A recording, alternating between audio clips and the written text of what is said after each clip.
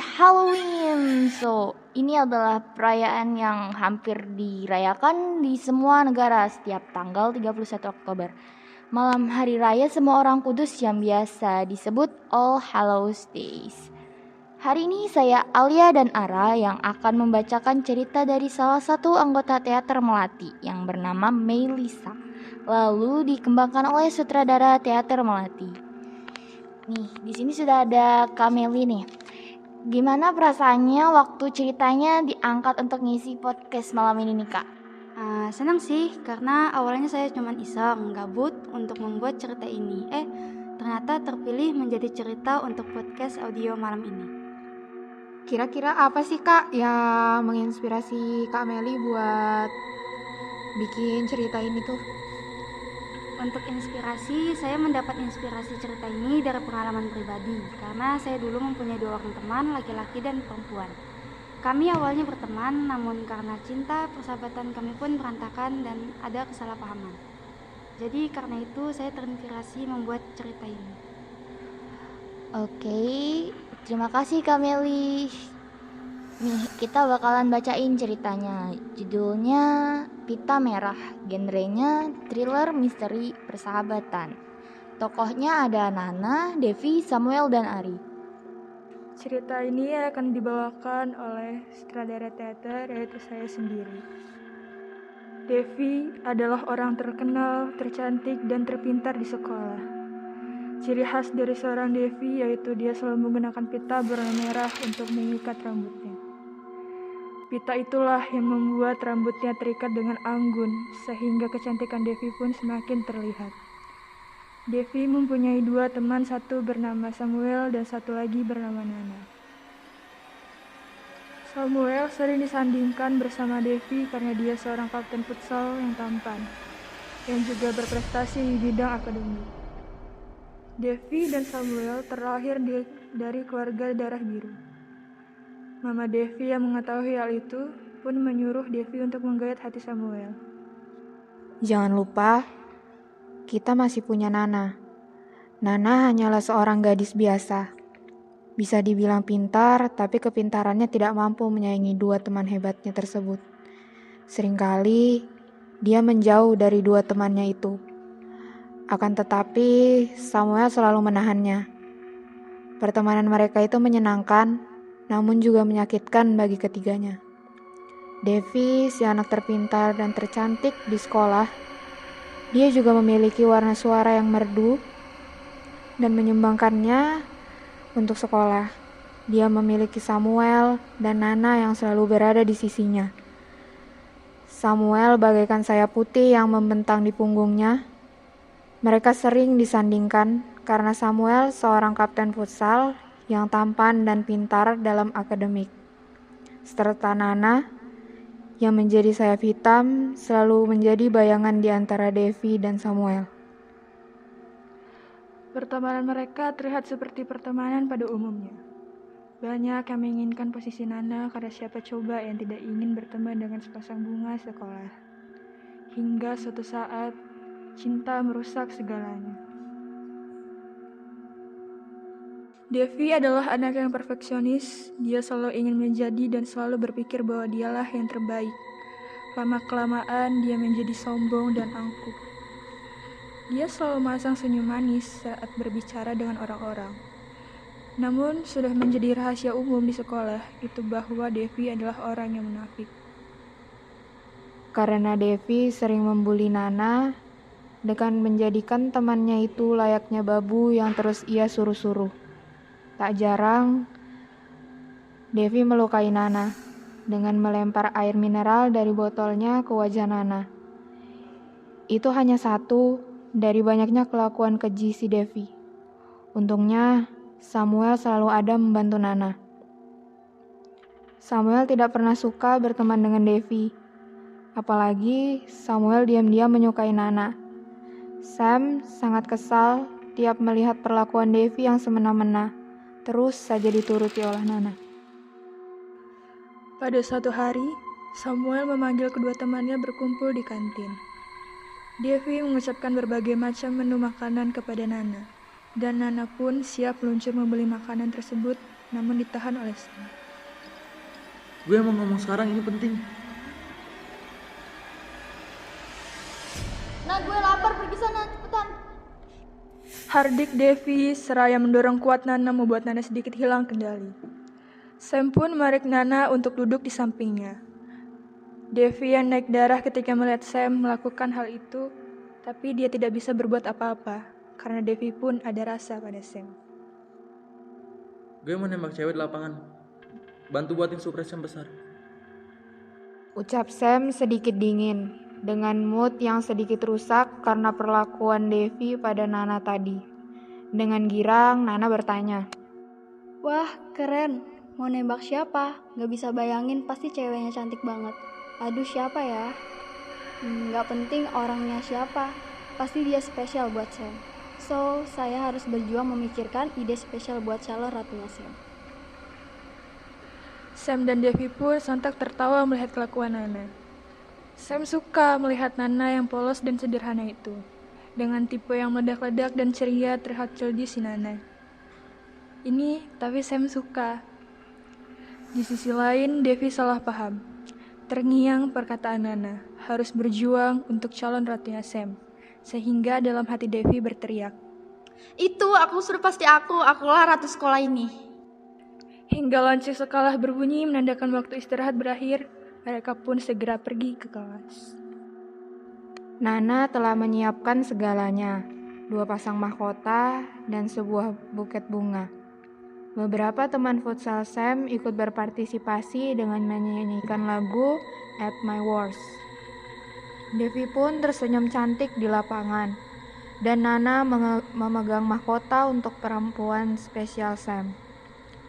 Setelah berada pas di tengah lapangan dengan ramainya anak-anak sekolahan, ya walau mereka sudah terbiasa dengan itu, Sam mengambil mahkota lalu berkata, Will you be mine, Nana? Devi yang terkejut dan terpercaya langsung berlari ke arah sembarang arah. Dia merasa hancur saat itu.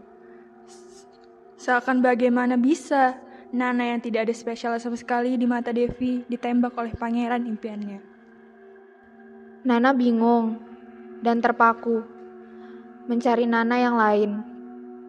Ia tidak percaya bahwa Sam menyukainya. Bahkan, ia seringkali membenci dirinya sendiri yang hampir serba kekurangan. Nana kemana dah? Ceweknya mana, Sam? Kamu perempuan spesialnya hari ini. Gak mungkin. Devi jauh lebih baik daripada aku. I'm only an ugly and unhealthy girl. Kamu gak boleh ngomong gitu. Siapa yang bilang kamu gak sempurna? Yang bilang kata-kata jahat itu si Devi kan? Saya melirik ke arah siswa yang menonton mereka dari tadi, seakan meminta dukungan. Secara fisik, Sam dan Devi sangat cocok. Namun, Devi sudah jelek di mata teman sekolahnya. Seluruh pasang mata yang menonton itu pun lantas mulai bersorak. Jadian! Jadian! Sorry, aku gak bisa, Sam. Kamu tahu gimana kondisi aku. Aku gak tahu harus gimana. Kalau aku tolak kamu, aku takut ntar kita gak bisa temenan lagi. Tapi aku benar-benar gak bisa jadi pacar kamu. Gue bakal tetap temenan sama lo. Tapi janji ke depannya lo harus anggap diri lo tuh spesial. Gak boleh lagi ngomong lu jelek dan lain-lain. Pokoknya lu itu spesial. Di sisi lain, Devi menangis. Tidak ada yang peduli dengannya. Semua perhatian tertuju pada Sam dan Nana. Hingga seorang laki-laki culun menghampirinya. Laki-laki yang tidak tampan ini menghiburnya. Hai, kamu kenapa? Kamu orang cantik, jangan nangis dong. Kalau nangis cantiknya hilang. Gak apa-apa kok. Setelah hati Devi mulai tenang, laki-laki culun ini mengaku bahwa sebenarnya dia sudah lama suka pada Devi. Dev, sebenarnya aku udah lama suka sama kamu. Tapi baru sekarang aku berani ungkapin ke kamu. Kamu mau gak jadi pacar aku? Hah? Lu suka sama gua? Kamu tuh jelek, gendut, kutu buku. Lo tuh ngomong gini ngaca gak sih? Beraninya lu tuh suka sama gua. Lu pikir dengan menghibur gue gini gue bakal suka sama lo? Please, Lo tuh gak usah kegeeran. Sebenarnya dari tadi gue tuh enak liat muka lu, Ari. Ari pun terkejut mendengar perkataan itu dari mulut gadis cantik yang disukainya. Ari yang merasa sakit hati melakukan pembunuhan hari itu juga. Dia membunuh orang tersebut dengan pita merah yang biasa dia pakai. Keesokan harinya, tidak ada yang menyadari atau mencari keberadaannya kecuali Nana. Sam, ada lihat Devi nggak? Gak ada tuh. Guys, kalian ada lihat Devi nggak? Nah, lu tuh udah sering dijahatin. Masih aja nyariin Devi. Walaupun sering disakiti, bagi Nana, Devi adalah teman yang berharga. Nana benar-benar mengkhawatirkan Devi. Sudah 7 hari Devi tidak diketahui kabarnya. Nana bertanya kepada orang tua Devi. Kedua orang tua tersebut pun tidak mengetahui keberadaan anaknya. Dan mirisnya, tidak terlihat wajah kekhawatiran di wajah orang tua Devi tersebut. Padahal anaknya sudah hilang hampir sepekan. Pantas saja jika Devi berperilaku buruk seperti itu. Menurut Nana, Devi hanyalah seorang gadis kecil yang kekurangan perhatian. Ari memulai hidupnya tanpa merasa bersalah sama sekali. Hingga hari ke-7 setelah kepergian Devi, mulailah muncul kejadian aneh di dekat gedung yang posisinya bersebelahan dengan perpustakaan. Ari, si kutu buku, sering mendapati buku-buku yang tulisannya menghilang. Walau terlihat pendiam, Ari memiliki mental yang lumayan sensitif. Bisa dibilang, Ari ini sakit mental. Hanya karena beberapa kata-kata yang hilang, Ari mengamuk melempar buku. Ari membuat keributan dan memberantaki ruang perpus. Anehnya, tidak ada satupun yang mendengar keributan yang dibuat Ari. Seakan Ari ini menghilang. Tidak hanya jam istirahat Ari ke perpustakaan, hampir setiap pulang sekolah, sekitar pukul 1 hingga pukul 3. Bahkan hingga gerbang hampir ditutup, Ari masih berada di ruang perpus. Setelah pembunuhan Devi, Ari semakin sering ke perpustakaan. Tidak untuk membaca buku, Ari hanya diam, seperti sedang dirasuki. Semakin banyak kejadian aneh di perpus, sehingga perpus yang dasarnya kurang peminat, kini hanya Ari yang masih setia mengunjungi salah satu fasilitas sekolah tersebut. Hari ini, tepat sebulan kepergian Devi. Ari sebenarnya sudah tidak ingin menginjakan kaki di perpus itu lagi. Tapi, entah apa yang terus menarik kakinya hingga akhirnya tubuh Ari berhenti di depan perpus lagi. Dengan bergetar, Ari tak dapat menahan langkahnya untuk memasuki ruangan perpus. Terngiang wajah cantik Devi yang ingin dia hapus dari otaknya.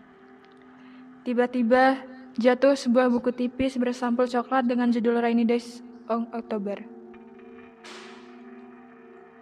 Ari pun mengingat hari pembunuhan tersebut saat hari hujan deras. Hari ini, 31 Oktober. Sudah sebulan gadisku pindah ke dunia sebelah. Devi, tidak bisakah kau berdiam di sana? Aku minta maaf, benar-benar minta maaf. Hanya saja, kamu benar-benar kelewatan. Aku mencintaimu, benar-benar mencintaimu. Banyak orang yang membenciku, tapi tak apa, aku bisa menahannya. Tapi aku tak sanggup mendengar hinaan langsung dari bibir manis gadis yang ku cintai. Kamu jahat, Devi. Kamu pantas mati, Devi.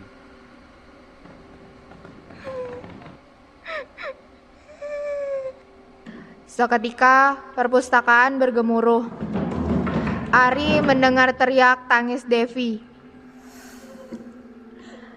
Ari mulai menggila, membanting semua buku yang ada hingga akhirnya beberapa buku besar jatuh menimpa kepala dan badan Ari. Ari pun langsung tewas seketika.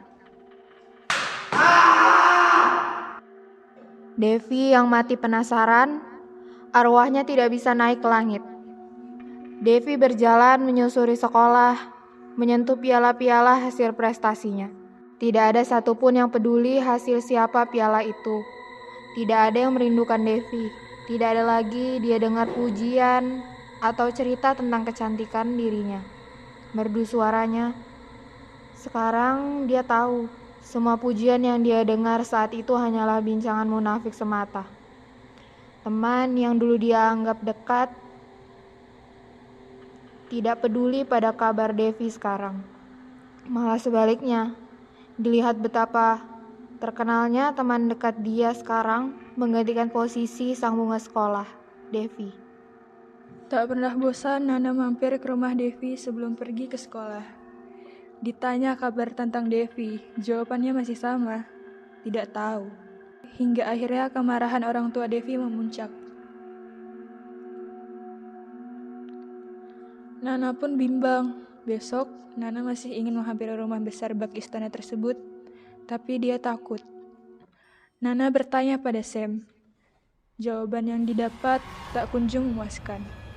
Sebulan ini Devi mengikuti Nana. Awalnya dia berniat buruk kepada Nana. Tetapi teman yang paling sering ia lukai hati dan fisiknya adalah Nana. Tapi hingga saat ini, hanya Nana satu-satunya yang mencarinya. Nana membuat Devi hidup. Dia membeli susu rasa coklat kesukaan Devi setiap hari.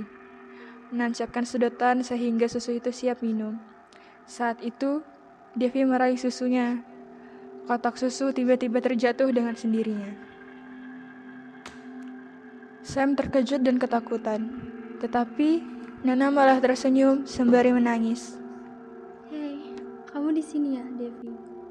Aku kangen. Temen aku cuman kalian berdua. Tapi sekarang hanya sisa Sam. Sam kangen sama kamu. Tapi dia nggak ngomong, dia malu soalnya. Hari yang sedang panas terik, tiba-tiba awan gelap dan mendung. Entah Nana memang indigo atau bagaimana, mereka tidak mengetahui mengapa Nana bisa bicara dengan Devi. Devi meminta Sam membawa laptop dan menunjukkannya di ruang guru. Awalnya tidak ada yang percaya bahwa Devi sudah meninggal. Orang tua Devi membuat pertanyaan pindah sekolah. Tentu saja Nana tidak mengetahui hal ini. Bertepatan dengan saat laptop itu ditaruh di tengah, orang tua Devi datang untuk mengurus surat kepindahan. Laptop pun mulai mengetik dengan sendirinya. Hai Mama, hai Papa, Devi ada di sekolah sebulan ini. Devi jahat, Ma. Devi dibunuh orang yang sayang sama Devi, tapi hatinya Devi sakitin. Devi minta maaf sering buat Mama Papa repot. Dan lagi untuk Nana dan Sam, makasih udah terus nyariin aku. Selama ini hanya kalian yang khawatir sama aku, terutama Nana. Aku sering jahat sama kamu, tapi kamu masih baik bahkan ketika aku udah gak ada. Kamu masih memikirkan aku. Makasih mau berteman denganku. Mohon maafkan aku Nana. Mohon maafkan aku Nana. Temui aku di... Tiba-tiba tulisannya berubah jadi acak, membuat bingung dan membuat sedikit suasana seram seisi kantor sekolah. Orang tua Devi hanya bisa terdiam. Hujan reda, bukan bau harum yang tercium, tapi bau busuk yang menyerang satu sekolah. Semua anak berlari keluar lapangan. Dan akhirnya para guru memberi instruksi untuk pulang lebih awal. Dihampiri asal aroma yang tidak sedap. Betapa hancurnya orang tua Devi yang melihat jasad anaknya yang penuh dengan luka tusukan. Pihak sekolah memanggil ambulan, tetapi mereka terkejut melihat betapa berantakan perpustakaan sekolah. Bau mayat pun tercium dari tumpukan buku.